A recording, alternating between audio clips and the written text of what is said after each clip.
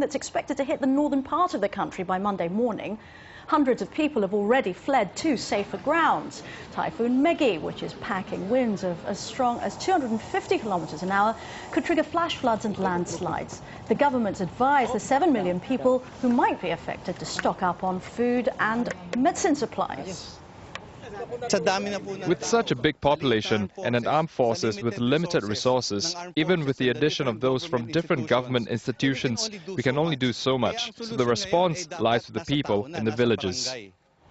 For more on the typhoon, let's go back to Tamor, who's in Doha with Al Jazeera's meteorologist, Everton Fox.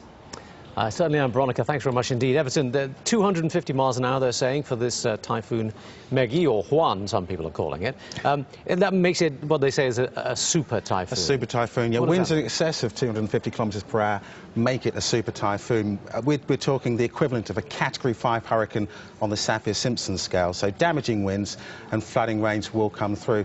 Just to update what Veronica was saying there, and the 250 you're talking about, we're currently talking 270 kilometres per hour with gusts of 325. When it makes its way into northern parts of Luzon, it will weaken slightly. That's going to be about midnight tonight, but when it does make its way through, we're talking winds of around 310 kilometres per hour with, gusts of 310 kilometres per hour with gusts of around 260. So how certain are we that it will actually hit the Philippines? Because these things can change course quite quickly. They can, but it's very close now. The eye of the storm will gradually make its way through over the next 12 hours or so. As you can see from our picture here, which is, okay, that's showing Monday's picture.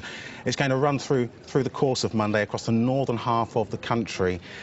We're looking at storm surges across the northeast of the country, then the north of the country, and then the northwest as it makes its way towards the South China Seas. So we had a typhoon in the Philippines only a few months ago in the summer, which caused an enormous amount of damage.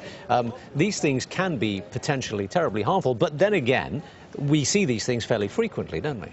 We do. This is the 15th storm of the season, and the typhoon season in this part of the world pretty much can happen at any time of the month. You have certain lulls around what we may call our spring or our autumn, but this is something that does happen on a frequent basis. It will then run through and head towards Vietnam. All right, Everton, thanks very much indeed, and obviously we'll bring you all the details of Typhoon Megi as it